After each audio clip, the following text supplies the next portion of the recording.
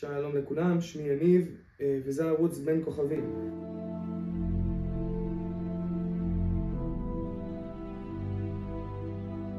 מטרת הערוץ תהיה להתרכז בעיקר בצילומי חלל עמוק. הסיבה שהחלטתי לפתוח את הערוץ הזה זה בגלל שאני מרגיש שהקהל הישראלי פחות מכיר את השמיים ואת מה שיש מעלינו, שאני חושב שזה פער ענקי לנו כבני אדם. במאות שנים האחרונות התפתחנו כעידן מודרני, לכן התחיל להיות הרבה מאוד זיהום אור בכל מקום אפשרי כמעט על הכוכב, וכבר אי אפשר לראות את השמיים כמו שנהגנו לראות אותם פעם, מה שמוריד הרבה מהערך שלהם, ולפעמים אנחנו שוכחים כמה יקום גדול וכמה יופי יש בחוץ. זו פחות או יותר סיבת הפתיחה של הערוץ. חשוב לציין שמה שאתם הולכים לראות הרבה מאוד פעמים זה טיפים, הרבה מאוד פעמים זה חלק מהמסע שלי. אני יחסית מתחיל בתחום, והתמונות שאני מוציא עדיין הן לא התמונות שתראו ברוב המקומות באינטרנט. רוב הערוץ הזה יהיה המסע שלי יחד איתכם, הצופים, איך אני מתקדם ואיך אני נהיה טוב יותר מיום ליום בנושא הזה, ותוך כדי אולי אצליח גם לשפר כמה מכם. מטרת הסרטון הנוכחי תהיה לתת כ6 טיפים לכל המתחילים באסטרופיטוגרפי, צילום חלל עמוק. כמובן שאנסה לפרט מעט מהו חלל עמוק לפני שאנחנו ממשיכים. צילומי חלל עמוק, אסטרופיטוגרפי, הם צילומים של גופים שמימיים. הם יכולים להיות צילומים סולאריים של השמש, הם יכולים להיות צילומים של לנדסקייפ, שהם בעיקר צילומי המילקי ווי, שביל החלב. הם יכולים להיות צילומים של נביולות וגלקסיות, והם יכולים להיות צילומי כוכבים, צדק, שבתאי, מאדים, כוכבים כמובן שניתנים לצילום. חשוב לציין שכל אחד מהדברים שאמרתי עכשיו הוא נושא בפני עצמו ודורש גם כלים אחרים. אני בעיקר הולך להתרכז בצילומי ערפיליות וגלקסיות. זה יהיה עיקר ההתעסקות שלי, וזה גם יהיה עיקר ההתעסקות בסרטון הזה כרגע. אגע טיפה בלנדסקייפ ושם אסיים. אז נתחיל בדבר הראשון שאנחנו צריכים במידה ואנחנו רוצים להתחיל תרביב של צילומי חלל עמוק. אני כמובן יוצא מנקודת הנחה שאין לכם שום ניסיון בצילום לפני. במידה ויש לכם וחלק מהכלים שאני אומר כבר קיימים בבעלותכם, נהדר. במידה ולא, לא, נמשיך. Get your special sock out, nerds. It's gonna get good. אז הדבר הראשון שאנחנו נתחיל זה מצלמה. מה שאתם רואים פה זה הניקון Z6, אוקיי? הניקון Z6. זאתי מצלמת פול פריים. שנייה אחת אני אכנס לפול פריים וקורפט סנסור. טיפה נדבר על ההבדלים בין המצלמות. זאתי מצלמת פול פריים, מצלמה נהדרת גם לצילום נופים וגם לצילומי חלל. חיסרון אחד מאוד מאוד גדול שיש למצלמה הזאתי, יקרה. יקרה מאוד. זה החיסרון הראשון. נדבר על חיסרון שני שנוגע בעיקר לצילומי חלל עמוק, שחשוב מאוד לציין אותו. יש לנו שתי סוגים של מצלמות בשוק, שבעיקר אנחנו הולכים לראות. אנחנו הולכים לראות full frame mirrorless, ואנחנו הולכים לראות DSLR corrupt sensor. שתי סוגים. מה שלי יש זה ה-full frame mirrorless. רוב המצלמות החדשות היום הופכות להיות מצלמות ללא שימוש במראות, אוקיי? רק בשימוש של בעצם עדשות. המצלמות הטיפה יותר ישנות הן מצלמות שנקראות DSLR corrupt sensor. יש יתרון מאוד מאוד מובהק למצלמות האלה באסטרופיטוגרפי, בצילומי חלל עמוק. והיתרון זה שהן נותנות לנו הכפלה קטנה של הזום עוד לפני שהכנסנו את העדשה. במידה ויש לנו עדשה של 100 מילימטר, עם מצלמת DSLR corrupt sensor נצליח להגיע לכ-160 מילימטר, כי יש לנו הכפלה של 1.6 עם מצלמות של קנון ו-1.5 בכל מצלמה אחרת. אז במידה ואתם מצלמים מקנון, 100 מילימטר יהפוך ל-160 מילימטר. במידה ואתם מצלמים ניקון, 100 מילימטר יהפכו להיות 150 מילימטר. כנ"ל סוני וכו'. אני אישית ממליץ על להביא מצלמות DSLR. מאוד ממליץ להביא אותן. א', הרבה יותר זולות ממצלמות mirrorless, full frame. ב', נותנות לכם הגדרה מסוימת, ככה שתוכלו לחסוך טיפה על הכלים בהמשך, כגון טלסקופ ועדשות. עכשיו נמשיך אל החפץ השני שאנחנו חייבים על מנת באמת לעשות כל צילום של חלל עמוק. וזה בעצם עוקב הכוכבים. זה עוקב הכוכבים, כרגע הוא נמצא על החצובה, החצובה לא פתוחה עד הסוף מן הסתם, והמצלמה נשענת בדיוק באזור הזה, כפי שאתם רואים. מהו עוקב כוכבים? כדור הארץ מסתובב על צירו כל הזמן, וכשאני מנסה לבצע תמונות של חלל עמוק, אני רוצה ללכת בשיטת החשיפה. מה זה שיטת החשיפה? אני אכנס לזה ממש בקטנה. אני פותח את הסנסור של המצלמה כמה שיותר, אני פותח את הצמצם של המצלמה כמה שיותר, והסנסור מקבל כמה שיותר אור, פוטונים. וככה הוא מצליח לאסוף כמה שיותר דיטייל על האובייקט הרחוק הזה שאני מנסה לצלם, אם זה ערפילית או גלקסיה, לא באמת עקרוני. הבעיה זה שברגע שאני עושה את הדבר הזה, ניתן דוגמה, exposure, חשיפה של 30 שניות לכיוון אובייקט מסוים, כדור הארץ זז, ואני לא מצליח להישאר יחד עם הכוכב.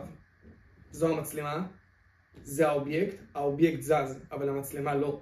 ובמהלך ה-30 שניות האלה אני אראה משהו שנקרא סטאר טרייל. אני כמובן הולך לשים דוגמה של סטאר טרייל ממש בסרטון ברגע זה, כדי שתבינו במה מדובר. וזה בעיה מאוד מאוד חמורה, כי בעצם כל תמונה שאי פעם ראיתם של אובייקט מחלל עמוק שרצה באינטרנט, הלכה בשיטה אחת לחלוטין, אין אופציה אחרת. וזו שיטה שקוראים לה סטאקינג. זה לקחת כ-50 תמונות שכל אחת מהן הייתה חשיפה של דקה, 2 דקות, 5 דקות, 10 דקות במידה ויש לכם ציוד מטורף, ואפילו חצי דקה, שזה בסדר גמור, ובעצם איחדתי את כל התמונות האלה. לקחתי פאזל שבנוי בצורה מאוד מאוד מוזרה ולא שלמה, ואז בעצם לקחתי 50 תמונות של הפאזל הזה כל פעם עם חתיכות אחרות, ואז שילבתי את כל ה-50 תמונות לתמונה אחת, שיוצרת לי פאזל מלא. וככה בעצם הצלחתי להשיג כמה שיותר אינפורמציה על האובייקט שניסיתי לצלם. אז כמו שאמרתי, ברגע שהמצלמה עומדת פה והאובייקט ממשיך לזוז בזמן החשיפה, נוצר לי הסטאר טרייל. בשביל זה הסטאר טרקר מיועד, בשביל זה עוקב הכוכבים נמצא פה.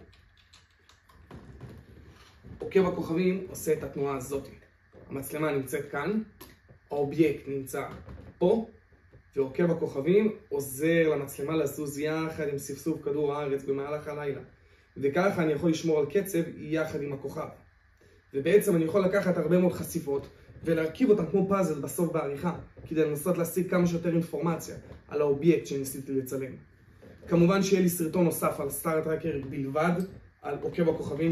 החפץ הבא שאני הולך לדבר עליו בעצם, שהוא לא בדיוק חובה, אבל 99% מכם ירצו להשקיע את הכסף על מנת לקנות אותו, כי הוא יחסוך לכם הרבה מאוד כאבי ראש, שעמום והרצון לקפוץ מגג או לדפוק את הראש בקיר בערך.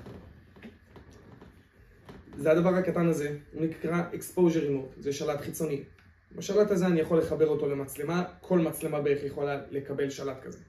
הבעיה עם רוב המצלמות שלנו, שאני אומר רוב, אני מתכוון ל-99% מהם, הן לא מסוגלות לקחת חשיפה של יותר מ-30 שניות. 30 שניות זה לא הרבה. בנוסף לכך, אתה לא יכול לתכנת מצלמה לקחת 50 תמונות. אני לא יודע מה איתכם, אני לא אוהב לשבת מול המצלמה וכל 30 שניות לעשות את התנועה הזאת.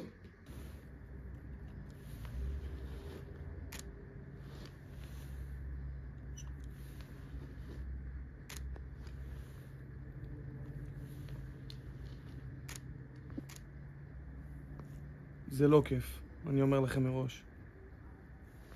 אז נראה לי שהבנתם. עם השלט הזה אני יכול לעשות כמה דברים מאוד מאוד ספציפיים. אחד, אני יכול לתכנת את המצלמה שהיא תיקח כ-50 תמונות, אחת אחרי השנייה, עם כמובן עם זמן הפרדה שאני מסוגל לקבוע אותו, בלי שאני אהיה שם.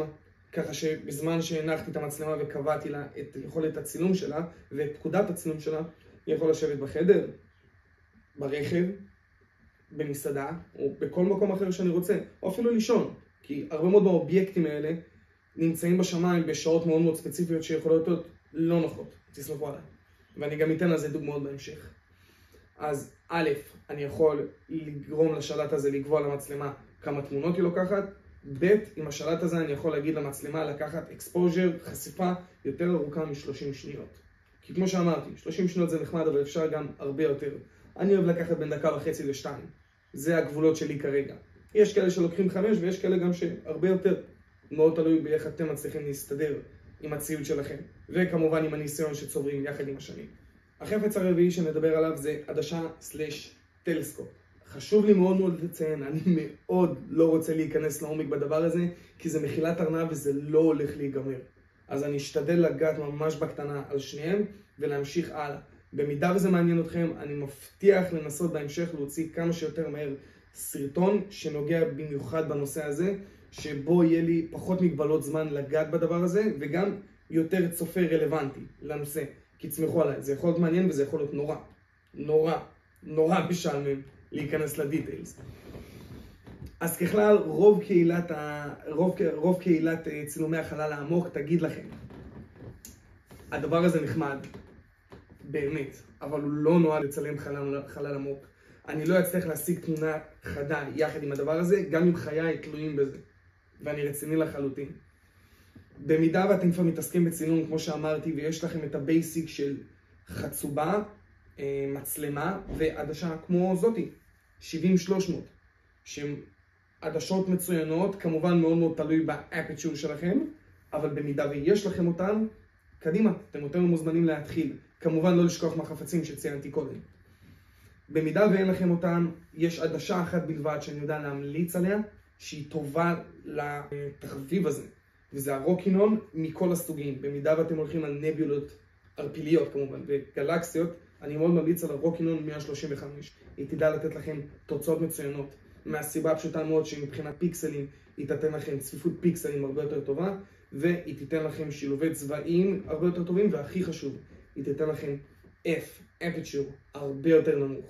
כי כמה שהאפצ'ור נמוך יותר, ככה התריס פתוח ליותר זמן, וככה אתם מסוגלים להכניס יותר אור, יותר פוטונים אל הסנסור, ובעצם לקבל יותר מידע על האובייקט. רק שתי דברים רעים מאוד שיש בעדשות, שחשוב מאוד מאוד לציין. א', כמו שאמרתי, צפיפות הפיקסלים מאוד מאוד רחבה לרוב, לכן הפיקסלים יהיו נורא מורגשים בתמונה, מה שמוציא הרבה מאוד מהטבעיות של התמונה. ב', הם לא יודעים לשלב צבעים כל כך טוב. אז הרבה מאוד פעמים כוכבים ונביולות, ערפיליות כמובן שתצליחו לתפוס, יראו בצורה לא הכי טובה ולא כמו שרציתם. אז לכן, אם אין לכם אחת כזאת, אני ממליץ על הרוקינון, ובמידה ואתם כן התחלתם ואתם טועים להמשיך הלאה, טלסקופים. אני לא הולך לגעת בזה כמעט בכלל, כי זה נושא שלם בפני עצמו, אבל חשוב מאוד לדעת שהטלסקופ הראשון שאני ממליץ לבן אדם כמתחיל, זה הרדקט 51 של וויליאם אופטיקס. הוא הטלסקופ הכי דומה שתצליחו להביא לעדשה, והכי קל לתפעול, שייתן לכם את התוצאות הכי טובות, במחיר הכי עממי נקרא לזה, שהוא לא, אבל עדיין זול יחסית לתחביב. החפץ החמישי שנדבר עליו הוא מחשב. כן, מחשב. במידה ואין לכם, תצטרכו אחד בוודאות. אין דרך לברוח מזה. לא אייפד ולא אייפון ולא טאבלט, מחשב. ואחד חזק גם. תמיד צוחקים על המחשבים של נאסא, ויש לזה סיבה. המחשבים האלה חזקים בצורה לא נורמלית. כי הדרך היחידה, כמו שאמרתי, להשיג תמונה מספיק טובה של האובייקטים האלה שנמצאים כל כך רחוק מאיתנו, הוא הגירה של כמות תמונות יחסית גבוהה, בעלי חשיפה ארוכה, ולאחד אותם לתמונה אחת. הרבה חלקי פאזל שהופכים לפאזל אחד שלם. התהליך הזה נקרא סטאקינג, והוא לא תהליך קל בכלל, לכן אתם תצטרכו מחשב יחסית חזק, עם כמות זיכרון מאוד גבוהה עליו. כמובן אתם יכולים להביא מחשב של 256 ג'יגה בייט, ולהביא כונן קשיח. זה מה שאני עושה, וזה בסדר גמור. במידה ולא, אני תמיד ממליץ על יותר, אבל כמובן להישאר בגבולות התקציב, זה מאוד מאוד חשוב. בנוסף למחשב צריך לציין שצריך להיות תוכנה שנקראת פוטושופ. התוכנה הזאת היא גם תעזור לכם לבצע סטאקינג, למרות שתוכלו לבצע את התהליך הזה גם בתוכנה בשם סיריל, וגם בדיפ סקאי סטאקר, שתיהן תוכנות חינמיות. פוטושופ היא לא תוכנה חינמית, אבל על מנת להוציא את כמות הצבעים מהאובייקט שצילמתם לאחר ביצוע הסטאקינג הזה, אתם תצטרכו את פוטושופ. לא פגשתי בחיים שלי תוכנה חינמית או לא חינמית שיודעת לתת חצי מהתפוקה של פוטושופ. המנוי הוא לא כל כך יקר ומאוד מאוד מאוד משתלם. אז אני כבר אומר, לא ניתן לברוח עם זה, זה פחות או יותר עובדה קיימת בשטח. אלו פחות או יותר כל הדברים שתצטרכו על מנת להתחיל את התחביב הזה. כמובן שיש קבוצות בפייסבוק, כך שבמידה ותצטרכו שאלות, תמיד יש אנשים ששמחים לתת תשובות מפורטות שמה, כולל אני. חשוב מאוד מאוד מאוד לציין, התחביב יכול להיות לא קל ומעט מציף. הרבה מאוד פעמים המזג האוויר לא יהיה המזג האוויר שתרצו, ואני ממליץ מראש לא לנסות לצלם במהלך ירח מלא, אלא אם כן אתם מחזיקים בפילטרים למיני, שאני לא אגע בזה כרגע.